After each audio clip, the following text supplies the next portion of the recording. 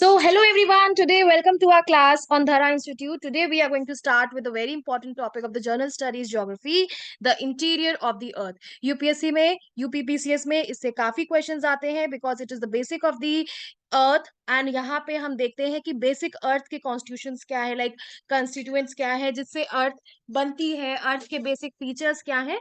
तो हम काफी चीजें यहाँ पे जान पाएंगे। प्लस हम पहले उससे जैसे स्टार्ट करें उससे पहले हम अर्थ के कुछ बेसिक नॉलेज जो हमें होनी चाहिए बिफोर अटेम्प्टिंग अ पेपर, और बेसिक नॉलेज ऑफ द अर्थ हमें थोड़ी बहुत होनी चाहिए, तो हम यहाँ पे स्टार्ट करेंगे। जिसमें हम पहले तो ये जानेंगे, जैसे कि आपको पता होना चाहिए हमारा अर्थ सोलर सिस्टम में कौन से नंबर का प्लैनेट है, कौन कौन से फीचर्स इसमें है, कौन सा प्लैनेट क्यों बोला जाता है, what is the other name of the अर्थ। तो सबसे पहले तो हम यहाँ पे जान लेंगे दैट अर्थ हमारे सोलर सिस्टम का थर्ड प्लैनेट है after sorry just a minute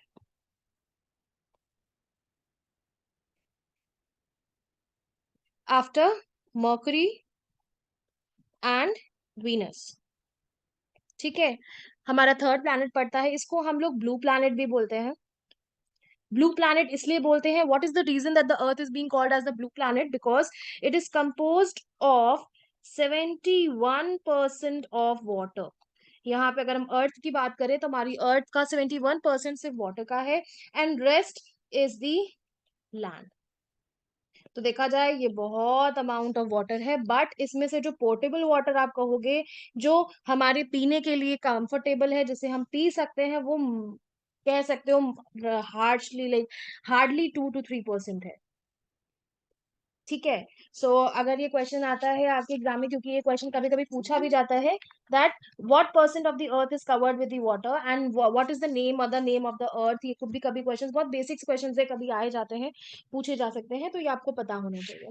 अब हम अगर बात करें इसके आगे कि अर्थ हमारा लाइक कुछ बेसिक नॉलेज हमें अर्थ की होनी चाहिए, that earth is the third planet, blue planet. Secondly इसके बाद अगर हम बात करें एक रोटेशन जो ये लेती है वो कितने घंटे में लेती है, it takes 24 hours to complete one rotation on its place. Rotation का मतलब क्या होता है कि अर्थ अपनी जगह पे ही स्पिन कर रही है, मूव कर रही है राउंड एंड राउंड। तो ये round movement of the earth on its own place और ओन स्पेस, आप कह सकते हो जगह पे अपनी पोजीशन पे कर रही है, मूव कर रही है गोल गोल, इसे हम कहते हैं रोटेशन। रेवोल्यूशन की बात करें तो ये एक चक्कर जो सूरज का लगाती है अपने से पूरा, वो कितने घंटे में लगाती है। तो वन रेवोल्यूशन, यहाँ पे हम दिन की बात करेंगे, घंटे तो नहीं हो सकते, टेक्स 365 days एंड 6 hours। तो ये वही एक दिन ये जो 6 घंटे होते हैं वो एक लीप ईयर बना देते हैं, जिसमें 366 डेज हो जाते हैं बाद में, हर 4 साल में, 4 years में। हम देखते हैं एक साल में एक 29 फरवरी पड़ जाता है, एक नया दिन हो जाता है। वो क्यों हो जाता है? Just because of this 6 hours only, जो 4 साल में कंप्राइज करके आपका एक दिन बना देते हैं। अब हम आते हैं basic interior structure of the अर्थ। हम बात करें तो हमारी अर्थ बेसिकली यहाँ पे 3 मेन सब डिविजन में डिवाइडेड है, जैसे कि crust, mantle and the core. Crust is the outer most solid part of the earth, जो कि थिकनेस जिसकी वैरी कर सकती है प्लेस टू प्लेस। जहाँ पे प्योर लैंड होता है, जैसे हम लैंड की बात करें तो लैंड में जो हम लोग जहाँ रह रहे हैं थिकनेस थोड़ी सी ज्यादा होगी, बट अगर हम सी एरिया में चले जाएंगे तो वहां पे इतना जो ओशियन बेड होगा वो इतना थिक नहीं होगा, वो थोड़ा सा कम होगा। हो सकता है थिकनेस यहाँ की लैंड की इतनी है तो सी लेवल की इतनी रहेगी। और अगर हम हिमालयन रेंज की बात करें, हिमालयन रेंज की हम बात करें तो अप्रोक्स 70 किलोमीटर तो सिर्फ क्रस्ट है। तो ये वैरी करती है on the level of the अर्थ, कहाँ से कहाँ हम जा रहे हैं। अब हम यहाँ पे देखें कि हमने क्रस्ट के आगे देखिए कुछ लिख रखा है, ये SiAl, ये SiMa और NiFe, sial, sima and nife. ये होता है सिलिकन एंड एल्यूमिनियम। ये होता है सिलिकन, सिलिकेट्स जिसे बोलते हो आप, और मैग्नीशियम, निकल एंड आयरन।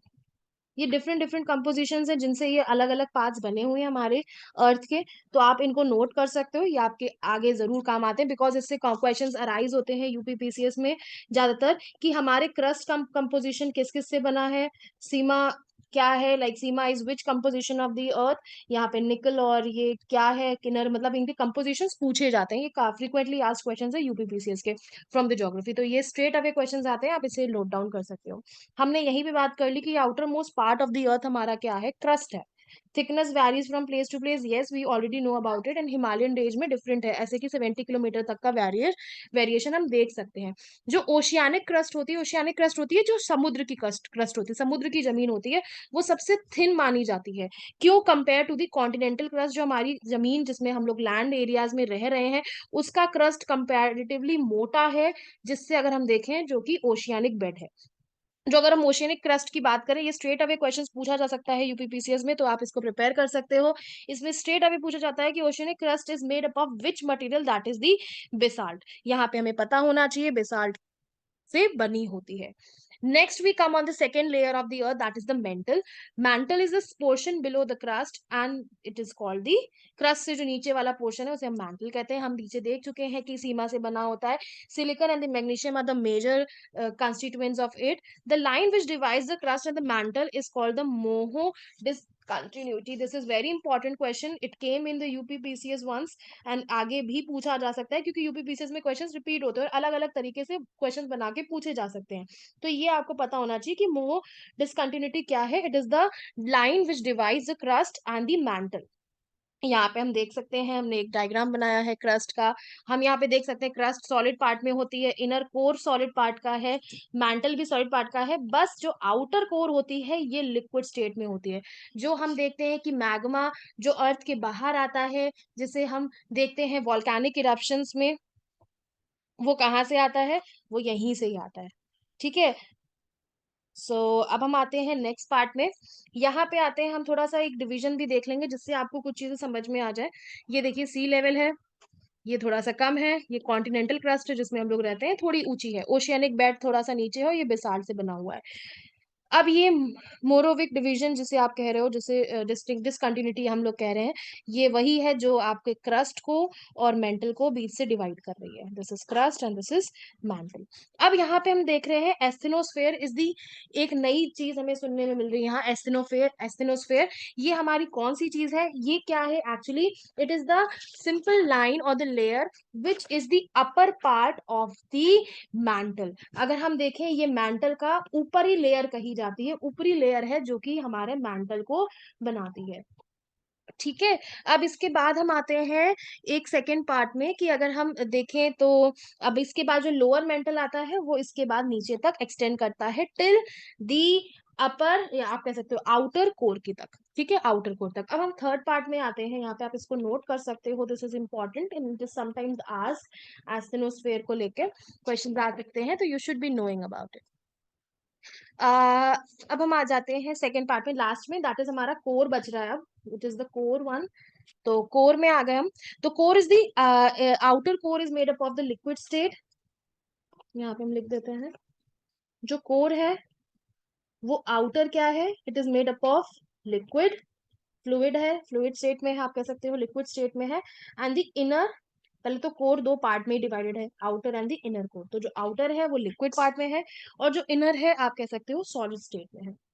सॉलिड है और अंदरूनी पार्ट है, सोचिए ये बहुत ही ज्यादा हैवी मटेरियल से बने होते हैं। इसीलिए हमने आज स्टार्टिंग में देखा कि NiFe इसको बोला गया निफ।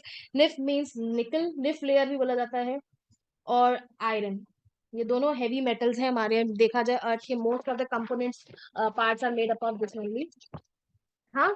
अब आते हैं एक और डिसकंटिन्यूटी पे जिसका नाम होता है ग्यूटेनबर्ग डिसकंटिन्यूटी। ये क्या करती है, यहाँ पे अगर हम देखें तो इसका बेसिकली कोर और मेंटल की बाउंड्री जो होती है हमारी, अप्रॉक्स 2900, आप जब अंदर जाओगे अर्थ के किलोमीटर्स में, तो एक बाउंड्री होती है जिससे जो डिवाइड करती है मेंटल को कोर से। तो इसको नाम दे दिया गया है, इसको नाम दे दिया गया है ग्यूटेनबर्ग डिसकंटिन्यूटी। तो आप इसे नोट कर सकते हो, ये काम आ सकती है आपके। अब हम बात करें कोई और इम्पोर्टेंट टॉपिक है इसमें, तो लिथोस्फेयर आपको पता होना चाहिए कि इम्पोर्टेंट टर्म है। लिथोस्फेयर हमारा solid brittle outer most layer of the अर्थ बोली जाती है, जिसको हम लिथोस्फेयर कहते हैं। ये कंप्राइज करता है पूरा बाहर तक, कह सकते हो क्रस्ट तक पूरा कंप्राइज करता है लिथोस्फेयर को। तो लिथोस्फेयर की डेफिनेशन लिख सकते हो, it is the solid brittle part और the outer most part of the earth which include the crust and the cooler और the upper part of the mantle. मतलब क्रस्ट तो पूरा कंप्राइज करता है, प्लस अपर मैंटल को comprise करता है। ये दोनों मिलके क्या बनाते हैं, लिख सकते हो लिथोस्फेयर। सो लिथोस्फेयर की डेफिनेशन है क्या, it is the outer most brittle part और the solid part of the earth plus comprising with the upper mantle also, इसमें इंक्लूडेड होता है। सो ये हमने थोड़ा सा basic of the interior of the earth के बारे में जान लिया है। अगर आपको यहाँ तक कोई क्वेरी होती है, कोई प्रॉब्लम होती है, तो आप हमारे कमेंट सेक्शन में जाके कमेंट कर सकते हो, क्वेरीज पूछ सकते हैं हमसे। And thank you for watching our video. अगर हमारी वीडियो सच में अच्छी लगी और आपके कुछ यूजफुल आई हो तो प्लीज लाइक करिएगा, शेयर करिएगा एंड प्लीज सब्सक्राइब करिएगा, जिससे आप हमारे अपडेटेड वीडियोस को देख पाए। Thank you, have a nice day.